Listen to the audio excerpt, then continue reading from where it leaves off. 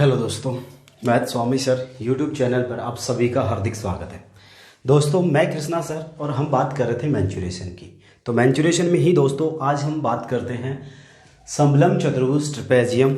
शुरुआत करते हैं उसकी परिभाषा से। तो आप देखोगे कि एक ऐसा चतुर्भुज जिसकी दो भुजा समांतर, एक ऐसा चतुर्भुज जिसकी दो भुजा समांतर। तो भाई दो भुजा समांतर के बारे में आप कह रहे हो, तो आपने बोला कि ए बी सी डी एक चतुर्भुज खींचा जिसकी दो भुजा ए बी और सी डी समानांतर हैं। ए बी और सी डी समानांतर हैं और जो भुजा ए डी और बी सी बचा वो असमानांतर भुजा है। तो दोस्तों आप पहली बात कहना चाहोगे कि ए बी भुजा है वो समांतर है सी डी के। ए बी भुजा है समांतर है सी डी के। अब बात करते हैं इसके आगे की। तो आगे हम बात करें तो इसके सबसे पहले हम दोनों विकीर्ण खींचते हैं और दोनों विकीर्ण ए को सी से मिला दिया और बी को डी से मिला दिया। तो दोस्तों एक सबसे पहली बात, इसके दोनों विकिरणों की लंबाई असमान होगी।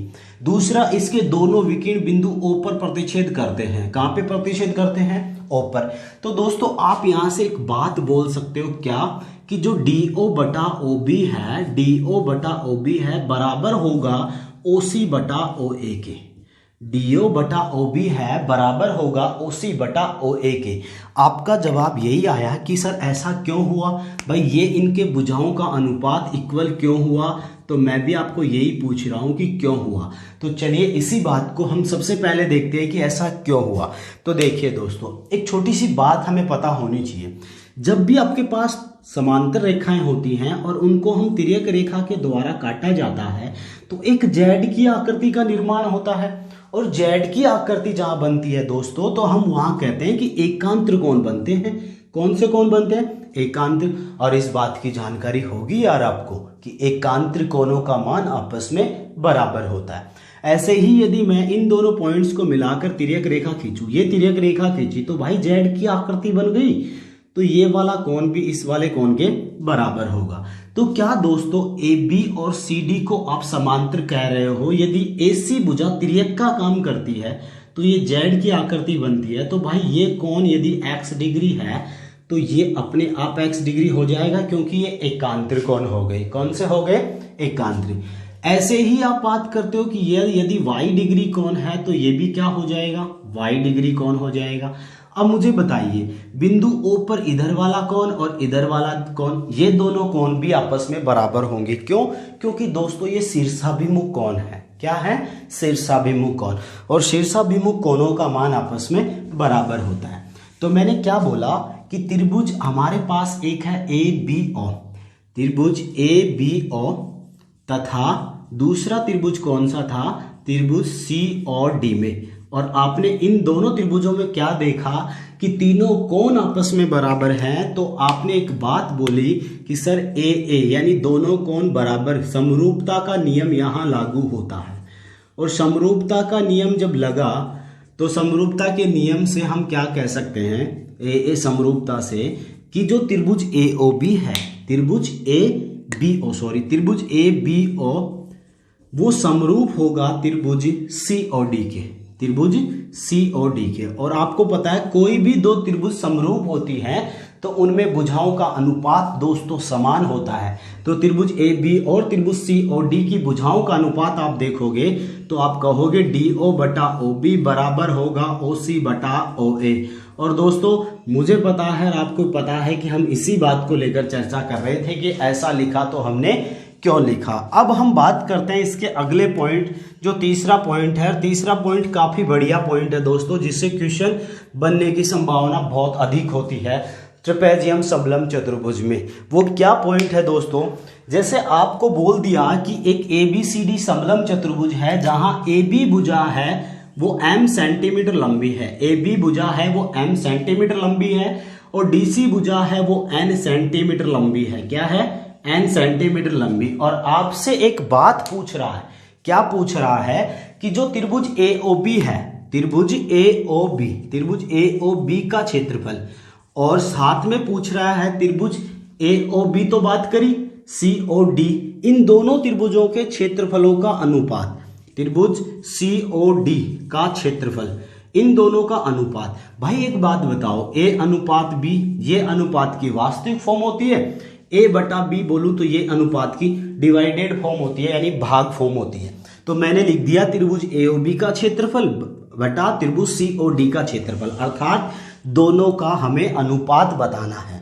और दोस्तों यदि आपने ट्राइंगल वाले वीडियो अच्छी तरीके से देखे हैं तो वहां एक छोटी सी बात हमने डिस्कस करी थी कि कोई भी दो समरूप त्रिभुजों के क्षेत्रफलों का अनुपात उनकी संगत भुजाओं के वर्गों के अनुपात के बराबर होता है। अर्थात मैंने क्या बोला कि कोई भी दो समरूप त्रिभुज समरूप मैं करके आया हूं तो ये वाली बात मैं कह सकता हूं, कोई भी दो समरूप त्रिभुजों के क्षेत्रफलों का अनुपात, बात सही है, उनकी संगत भुजा। भाई इस त्रिभुज की संगत भुजा कौन है, ये रही। इस त्रिभुज की संगत भुजा कौन है, ये रही। इनका संगत भुजाओं के वर्गों के अनुपात के बराबर होता है।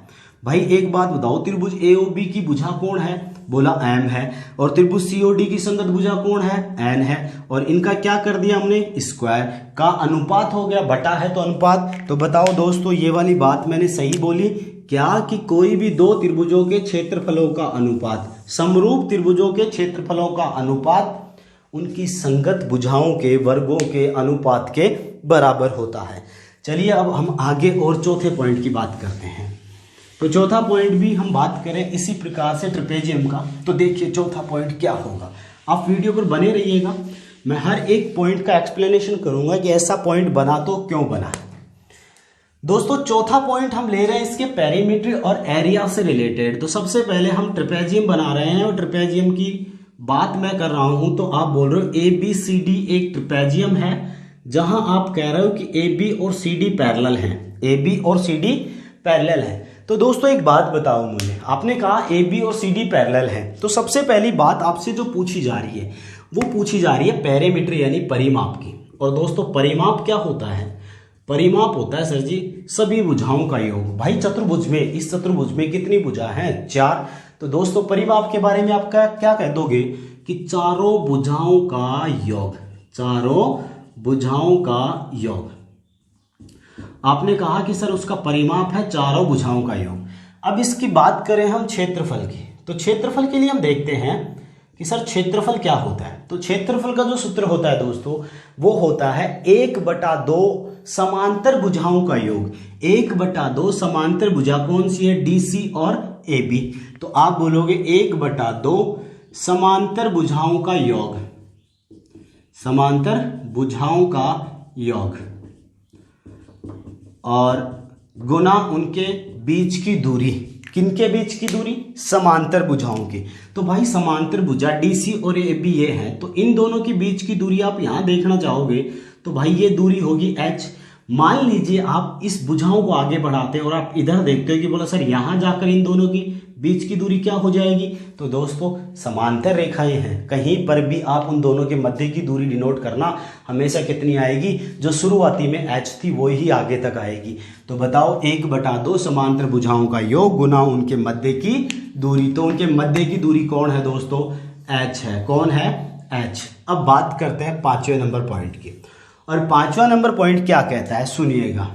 कह रहा है कि एक ट्रेपेजियम, एक समलंब चतुर्भुज में आपको दोनों विकीर्ण बोले, ए बी सी डी बोल रहा पहले। तो ए बी सी डी एक ट्रेपेजियम है जिसके दोनों विकीर्ण हैं और दोनों विकीर्ण बिंदु ओ पर काट रहे हैं। कहां पे काट रहे हैं, ओ पे। और आपको इतनी जानकारी है कि ए बी सी डी के समांतर है। तो यहां दोस्तों हम एक बात कह सकते हैं क्या, कि जो एओबी का क्षेत्रफल है, एओबी का जो क्षेत्रफल है, सॉरी एओडी का जो क्षेत्रफल है बीओसी के क्षेत्रफल के बराबर होगा। अर्थात आप क्या कह सकते हो, ध्यान देना, मैं लिख रहा हूं कि त्रिभुज एओडी का क्षेत्रफल, एओडी का क्षेत्रफल बराबर होगा त्रिभुज सीओबी का क्षेत्रफल। मैंने क्या बोला कि एओडी का क्षेत्रफल बराबर है त्रिभुज सीओबी का क्षेत्रफल। बोला सर ऐसा क्यों बराबर है, तो दोस्तों फिर से एक छोटी सी बात डिस्कस करना। आप बोल रहे हो कि कोई भी दो पैरेलल लाइंस, उन पैरेलल लाइंस समांतर रेखाओं के बीच में एक ही आधार पर, मान लो ये आधार है, इस आधार पर एक त्रिभुज बनाया गया है। क्या बनाया गया है, त्रिभुज। क्या बोला मैंने कि कोई भी दो समांतर रेखाओं के बीच एक ही आधार पर बनाए गए सभी त्रिभुज। अब कैसे कैसे बना सकते हो आप एक बात बताओ, ऐसे भी त्रिभुज बना सकते हो, इस तरीके से त्रिभुज बना सकते हो, इस तरीके से त्रिभुज बना सकते हो, ऐसे ही आप इधर भी बना सकते हो यार। कहीं पर भी आपका मन करे इन दोनों लाइनों के बीच में आप एक ही आधार को इस तरीके से बहुत सारी त्रिभुजें बना सकते हो। तो इन सभी त्रिभुजों का क्षेत्रफल समान होता है और क्षेत्रफल होता है 1/2 आधार गुना ऊंचाई। बोला क्यों होता है? एक बात बताओ यार, मैंने बोला है एक ही आधार पर, तो सभी त्रिभुजों के लिए आधार सेम हो गया। फिर कहा समांतर रेखाओं के बीच में, तो भाई बात समांतर रेखाओं की हो रही है तो समांतर रेखाओं के बीच की दूरी हमेशा डिस्टेंस सेम रहेगा। और ये बीच की दूरी बताओ उन त्रिभुजों की किसका काम करेगी? ऊंचाई का। तो सभी त्रिभुजों की ऊंचाई भी सेम होगी, इसका मतलब उनका क्षेत्रफल भी क्या होगा दोस्तों? सेम होगा। तो मैं क्या कहना चाह रहा था, आप इस बात को समझना कि आपने बोला कि एक बात कह सकते हैं कि AB है वो CD के समांतर है और आप AB को आधार मानकर दो त्रिभुजें खींच रहे हो। कौन कौन से? त्रिभुज ABD, त्रिभुज ABD और दूसरा त्रिभुज ABC। भाई आपने बोला कि त्रिभुज ABD का क्षेत्रफल बराबर होगा त्रिभुज ABC का क्षेत्रफल, अर्थात इन दोनों के क्षेत्रफल आपस में बराबर क्यों हुए?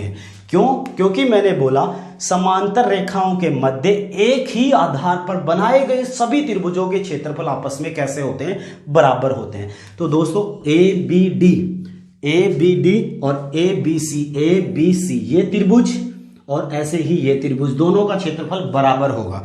अब एक बात बताइए, क्या इन दोनों त्रिभुजों में, इसमें भी और इसमें भी, एक आपको जो बीच में खाली भाग दिख रहा है जो मैं रेड कलर कर रहा हूं इसमें, ये आपको दोनों का उभयनिष्ठ नहीं लग रहा? आप सोचना खुद। भाई ABD की बात करते हो तो ABD में ये भी आता है, ये भी आता है। ऐसे ही ABC में बात करते हो तो ये भी आता है, ये भी आता है। तो क्या दोस्तों मैं दोनों जगह से त्रिभुज ABO का क्षेत्रफल घटा दूं, त्रिभुज ABO का क्षेत्रफल घटा दूं, त्रिभुज ABO का क्षेत्रफल, तो आप क्या बोलोगे? घटा रहे हो। इधर भी त्रिभुज ABO का क्षेत्रफल घटा दीजिए। तो मुझे एक बात बताना यारो, बोला ABD में से ABO घटा दो, जो रेड वाला, यानी टोटल दोनों में से रेड घटा दो तो ये बचेगा। तो बताओ ये बचेगा तो आप क्या बोलोगे? त्रिभुज AOD का क्षेत्रफल, त्रिभुज AOD का क्षेत्रफल बराबर होगा ABC। टोटल में से आप इस रेड को घटा रहे हो तो ये बचेगा और ये कौन सा होगा? त्रिभुज BOC, या फिर मैं कहना चाहूं त्रिभुज COB, त्रिभुज COB का क्षेत्रफल। तो देखिए दोस्तों, और उम्मीद है ये बात आपको समझ में आ गई होगी और यहां से हम इसी कड़ी को लेकर आगे और भी बात करते हैं कि अब अगले पॉइंट की हम और बात करते हैं। अगला पॉइंट क्या है सुनिएगा आप लोग। अगला पॉइंट छठे नंबर का, और छठे नंबर के पॉइंट की हम बात करें तो छठा नंबर का पॉइंट फिर से मैं ट्रेपेजियम बना रहा हूँ दोस्तों। आज तो हम ट्रेपेजियम की बात करेंगे क्योंकि पॉइंट ही हमने ट्रेपेजियम ही चूज करा है, अर्थात समलम चतुर्भुज ही हमने चूज करा है। तो समलम चतुर्भुज के जितने भी पॉइंट हैं मेंचुरेशन से रिलेटेड, वो सारे पॉइंटों का आज के इस वीडियो में हम अध्ययन करने वाले हैं। तो आप बोल रहे हो ये भुजा दोनों इस भुजा के समांतर हैं, तो यहाँ से आप क्या कह रहे हो कि मैं एक छोटी सी बात बता रहा हूँ, उसके दोनों डायगोनल खींचते हैं, बिंदु D को B से मिलाते हैं और A को C से मिलाते हैं। तो क्या दोस्तों दोनों विकीर्ण इस चतुर्भुज को चार क्षेत्रफल वाले त्रिभुजों में विभाजित करते हैं, अर्थात चार त्रिभुजों में बांट देते हैं। तो इन चारों त्रिभुजों के बारे में आप क्या कहना चाहते हो? मान लो इस त्रिभुज का क्षेत्रफल A1 है, इस त्रिभुज का क्षेत्रफल A2 है, इसका A3 है और इसका A4 है। तो क्या आप इन चारों के बारे में एक संबंध जानते हो? कौन सा? मैं अभी बता रहा हूं, ध्यान देना। A1 गुना A3 बराबर होगा A2 गुना A4, A2 गुना A4। आपके दिमाग में यही आ रहा है कि आपने ऐसा क्यों लिखा, मैं समझा दूंगा। वैसे आप कोऑर्डिनेटर जो चतुर्भुज का वीडियो डाला था उसमें भी इस बात को अच्छी तरीके से एक्सप्लेनेशन कर दिया था, फिर भी आप यहाँ से समझना चाहो तो यहाँ समझ सकते हो। लेकिन एक बात बताना दोस्तों, अभी आपने एक सेकंड पहले बोला है कि ये वाला पार्ट इस वाले पार्ट के बराबर है, ये वाला पार्ट A2 A4 के बराबर है। तो मैं कह सकता हूँ कि A2 इक्वल है A4। तो आप चाहो तो इस A4 की जगह A2 या A2 की जगह A4 काम में ले सकते हो, अर्थात A1 इंटू A3 बराबर होगा A2, मान लीजिए ऐसे के ऐसे है, और इस A4 की जगह आप क्या बोल सकते हो, A2 है। क्या है, A2। आप इसको सोल्व करोगे, A2 दो बार है तो आप A2 का स्क्वायर कह दोगे, और बराबर में है A1 into A3, A1 into A3। दोस्तों बहुत बढ़िया कॉन्सेप्ट है, इससे एक दो क्वेश्चंस हर एक एग्जाम्स में आपको देखने को मिल जाएगा। आज भी मैं करवाऊंगा कि इसका कौन सा क्वेश्चन है जो एग्जाम से पूछे जाने की संभावना अधिक होती है। लेकिन अब बात यही घूम रही होगी दिमाग में कि आपने A1 और A3, A2 और A4 का जो मल्टीपल था उसको इक्वल क्यों करा था। यही बात हम समझने का थोड़ी देर के लिए प्रयास करते हैं।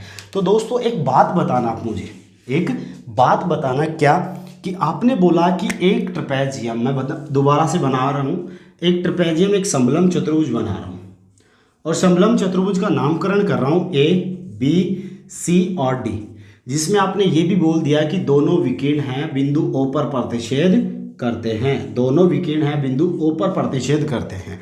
और आपको इस बात की जानकारी थी कि इनकी जो रेखाएं थी वो पैरेलल थी, रेखाएं थी वो क्या थी, पैरेलल थी, ये वाली और ये वाली। अब मुझे एक बात बताओ, ये दोनों विकीर्ण आपस में यहाँ यदि थीटा कोण का निर्माण करते हैं तो आप इस त्रिभुज ऊपर वाली पर क्या बोलना चाहोगे। अर्थात मैं दोबारा से बता रहा हूं कि दोनों विकीर्ण यदि यहाँ थीटा एंगल का निर्माण कर रहे हैं तो यहाँ जो कोण बनेगा वो 180 माइनस थीटा बनेगा। क्या बनेगा, 180 माइनस थीटा। बोला क्यों बना, क्योंकि यार एक ही सरल रेखा पर एक ही तरफ बने कोणों का योगफल 180 डिग्री होता है, और उसको हम कहते हैं रैखिक युग्म कोण। क्या कहते हैं, रैखिक युग्म कोण। जब ये थीटा है तो दोस्तों ये भी थीटा हो जाएगा, क्योंकि शीर्षाभिमुख कोण है, और ये 180 माइनस थीटा है तो ये भी क्या बन गया, 180 माइनस थीटा। उम्मीद है शायद आपको ये एंगल वाला सीन समझ में आया होगा। अब दूसरी बात मैं आपको और बोलना चाहूँ कि मान लो ये भुजा यहाँ की A है, ये वाली B है, ये वाली C मान लो, और ये वाली D है, तो आपके पास चार त्रिभुज बन रहे थे। कितने बन रहे थे दोस्तों, चार त्रिभुज बन रहे थे। और इन चारों त्रिभुजों के बारे में ये A1 था, ये A2 था, ये A3 था और ये A4 था। तो आप इन चारों के बारे में क्या कह सकते हो, ध्यान देना एक बात। आप कह रहे हो कि सर इन चारों का आप क्षेत्रफल निकालना चाहते हो, कैसे निकालेंगे। बोला सर दो भुजा और एक उनके बीच का कोण दे रखा है। किसी त्रिभुज में दो भुजा और उनके बीच का कोण दिया गया होता है तो दोस्तों हम सूत्र काम में लेते हैं 1/2 दोनों भुजाओं का गुणनफल गुणा साइन थीटा, यदि याद हो तो चलिए हम बात करते हैं, यहाँ से A1 से शुरुआत करते हैं। तो A1 की वैल्यू निकालोगे, दोनों भुजा A और B हैं। कौन कौन सी हैं, 1/2 दोनों भुजा AB, और साथ में आप बोलोगे साइन थीटा। थीटा थीटा ही है तो मैं लिख दूंगा साइन थीटा। बात सही है। अब बात करते हैं यहाँ से A2 की, तो A2 के लिए आप बोलोगे 1/2 दोनों भुजा, यहाँ से भुजा B, यहाँ से C, तो आपने बोला BC। फिर आप बोलोगे साइन थीटा, लेकिन थीटा की जगह यहाँ है 180 माइनस थीटा। तो थोड़ा सा दोस्तों आप ध्यान देना, साइन 180 माइनस जो थीटा होता है त्रिकोणमिति में, वो भी क्या होता है, साइन थीटा ही होता है। क्या होता है, साइन थीटा। तो भाई यहाँ मैं साइन 180 माइनस थीटा लिखूँ, फिर उसकी जगह साइन थीटा लिखूँ, सीधा ही साइन थीटा लिख दूँ, तो किसी को दिक्कत है क्या। मुझे तो नहीं लगता कि दिक्कत आनी चाहिए। बाकी आप देखना, A3 की बात करूँ तो A3 देखना, A3 ये रहा, भुजा C और D होगी, तो आप बोलोगे 1/2 C और D कोष्टक और गुना में साइन थीटा। A4 और हो गया, तो A4 की वैल्यू निकालो 1/2। A4 के लिए आप देख रहे हो A और D है, A और D है, तो आपने बोला A D और वही साइन थीटा हो जाएगा। कौन हो जाएगा, 180 माइनस साइन थीटा ही आ जाएगा। तो दोस्तों अब आप देखना एक बात, आप कह रहे थे कि A1 और A3, A1 और A3, A1 और A3 इन दोनों को मल्टीप्लाई कर लीजिए, 1/2 1/2 1/4। बात सही है। ABCD सही है। साइन साइन तो sign square theta, sign square theta. उम्मीद है ये बात यहाँ तक समझ में आई होगी। अब आगे कह रहा है D, क्या कह रहा है, A2 और A4, A2 और A4, तो आप इन दोनों को मल्टीप्लाई कर लीजिए, A2 और A4 को, 1/2 1/2 तो 1/4 हो गया। फिर कह रहा है यहाँ से बी सी है, यहाँ से ए डी, तो ए बी सी और डी, तो वही चारों factor A B C D है। यहाँ साइन है, यहाँ साइन है, तो आप बोल दोगे साइन स्क्वायर थीटा। तो क्या दोस्तों 1/4 A B C D sine square theta, 1/4 A B C D sine square theta, तो ये वाली बात सत्य होगी। और शायद मैं उम्मीद करता हूँ कि आपको ये बात समझ में आई होगी और आपके दिमाग में ऐसा कोई कन्फ्यूजन नहीं होगा जिससे आपको कोई बात परेशान कर रही हो। चलिए अब आगे हम इसी बेस्ड, इसके बेस्ड और इसके बेस्ड एक क्वेश्चन लेते हैं जो एग्जाम्स में बहुत बार पूछा जाता है। तो देखिए एक क्वेश्चन लिया हमने,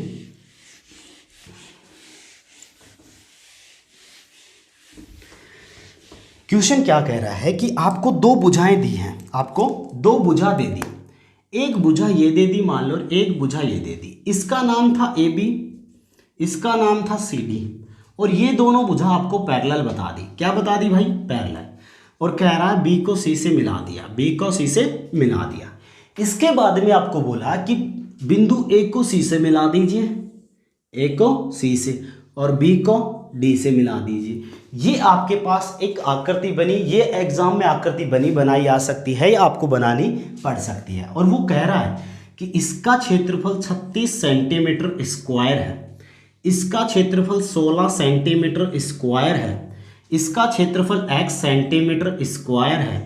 तो बताओ x की वैल्यू क्या होगी। अर्थात आपको जो दिया गया डाटा है वो क्या दे रखा है, समझना उस बात को कि आप ये बिंदु O था जहाँ प्रतिच्छेद कर रहे थे, तो आपको जो गिवन अप है त्रिभुज ए ओ बी, त्रिभुज ए ओ बी का जो क्षेत्रफल है वो कितना है 16 सेंटीमीटर स्क्वायर। और क्या है त्रिभुज डी और सी का जो क्षेत्रफल है वो कितना है 36 सेंटीमीटर स्क्वायर।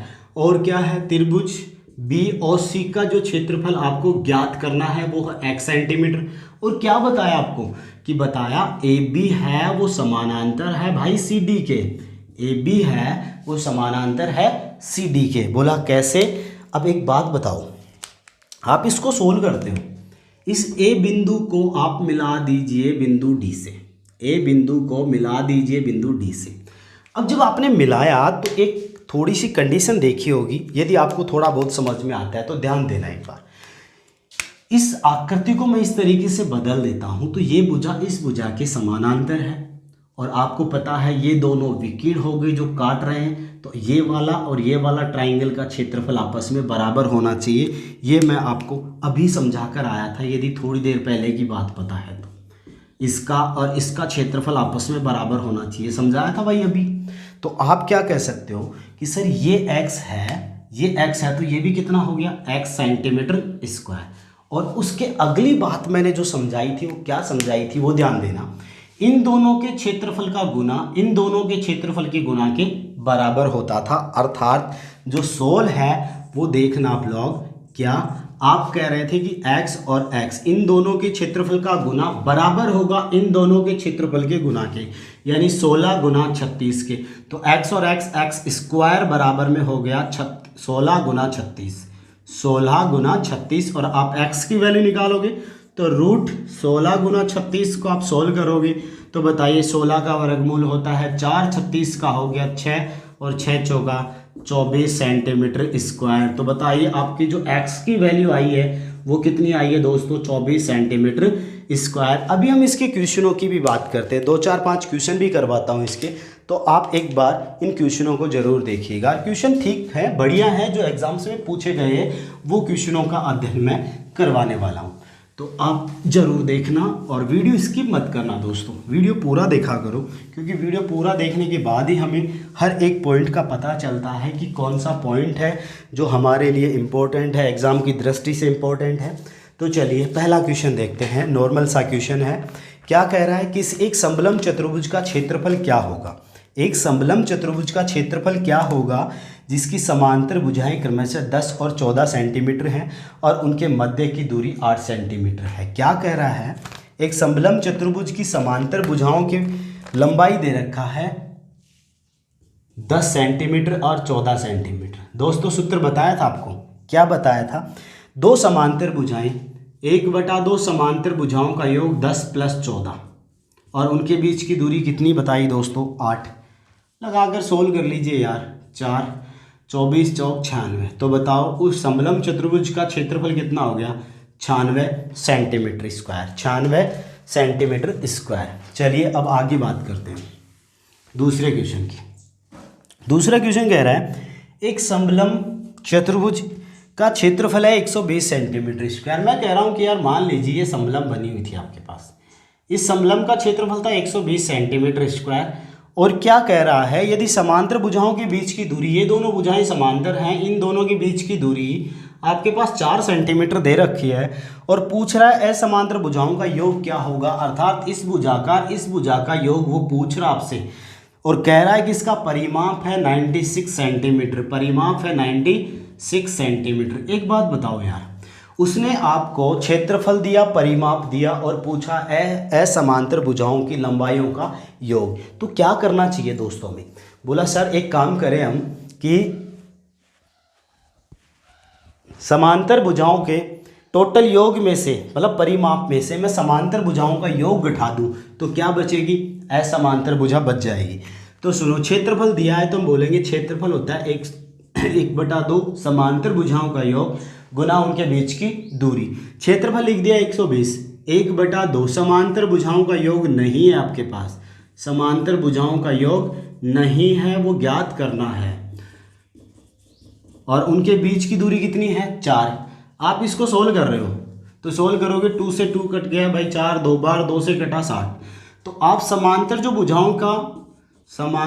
भुजाओं का जो योग कह रहे हो, भुजाओं का योग कह रहे हो, वो कितना कह रहे हो 60 सेंटीमीटर समांतर भुजाओं का योग आया है। लेकिन दोस्तों आपको पता है कि समांतर भुजाओं का योग 60 सेंटीमीटर है और परिमाप 96 सेंटीमीटर है, तो परिमाप जो 96 है उस 96 में से मैं 60 जो समांतर भुजाओं का योग है उसको घटा दूं तो भाई बचा कितना 36, और ये 36 इन दोनों भुजाओं का बचेगा जो क्या थी, असमांतर थी, तो आपका आंसर आ जाएगा 36 सेंटीमीटर। चलिए हम आगे क्वेश्चन और देखते हैं, एक क्वेश्चन शुरुआत करते हैं।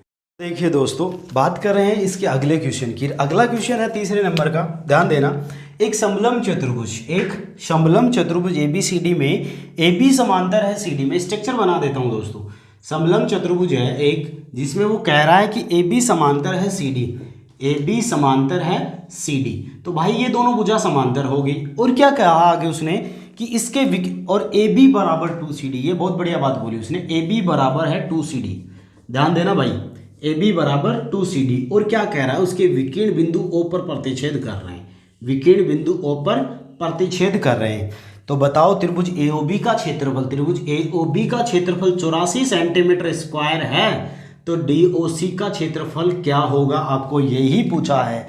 तो दोस्तों यदि आपने तीसरे नंबर का पॉइंट ध्यान से पढ़ा था तो आप कह सकते हो कि त्रिभुज AOB का जो क्षेत्रफल होगा, त्रिभुज AOB का क्षेत्रफल का अनुपात और त्रिभुज DOC का क्षेत्रफल, त्रिभुज DOC का क्षेत्रफल का अनुपात ये बराबर होते थे क्या, कि इनकी संगत भुजा, इसकी संगत भुजा AB, इसकी संगत भुजा DC के स्क्वायर के अनुपात के बराबर होता था। ये वाली बात मैं तीसरे नंबर पॉइंट के रूप में समझा कर आया हूं।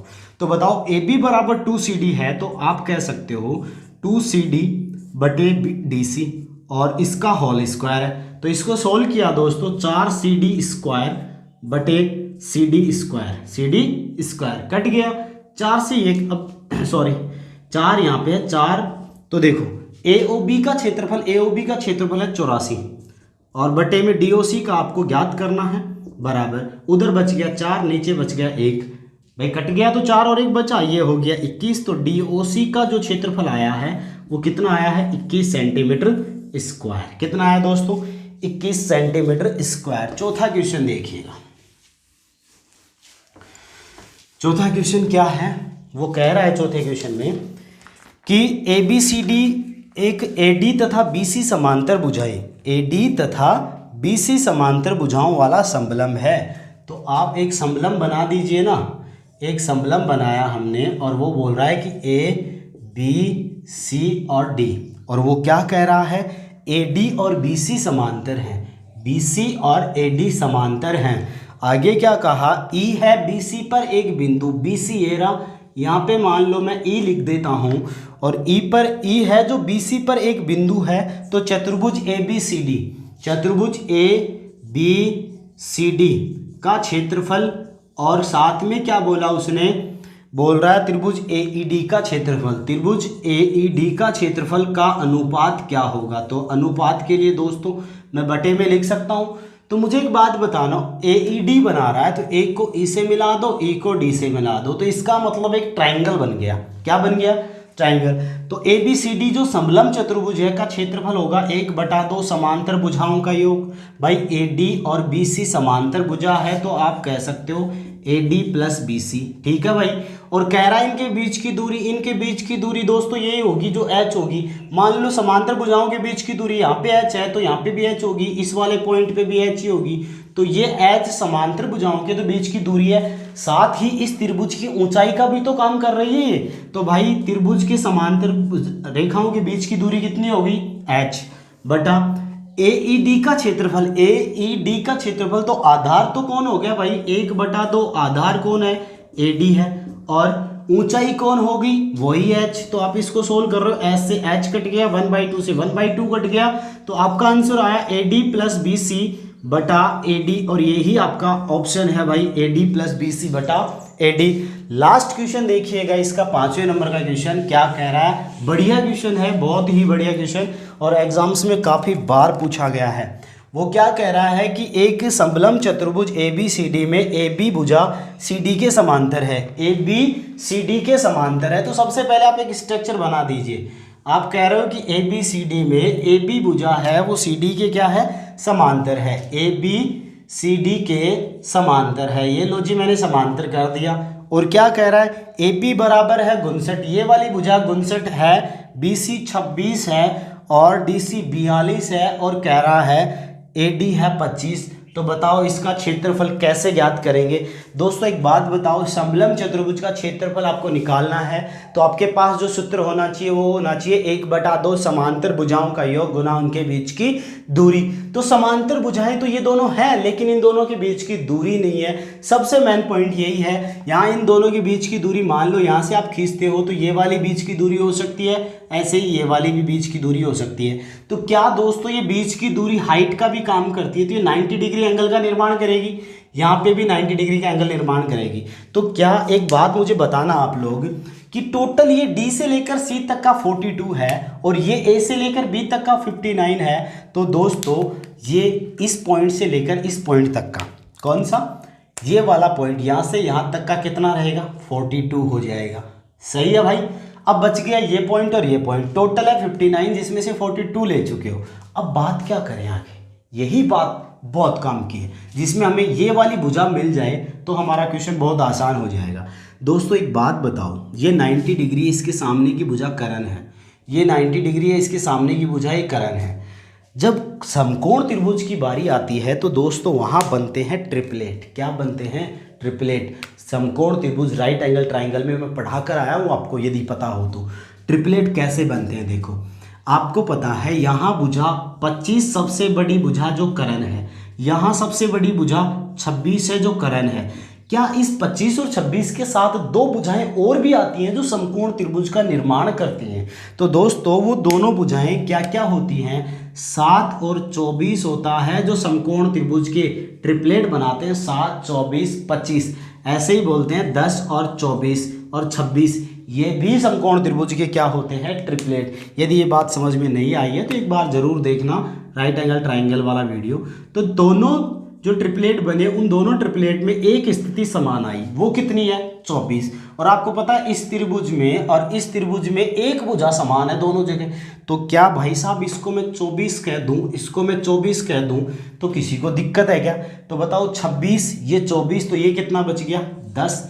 ये 25 ये 24, ये 25 ये 24 तो ये कितना बच गया? 7। और जोड़कर देख लो यार, 42 और 7 49 और 10 59 होता है। कितना होता है? 59। तो अब तो आसान हो गया होगा क्वेश्चन। क्या? 1/2 समांतर रेखा समांतर भुजाओं का योग 59, 42, 101 हो गया और उनके बीच की दूरी होगी 24। 16 किया 12, तो बताओ 12 12 उसका क्षेत्रफल होगा। किसी को दिक्कत है भाई दोस्तों?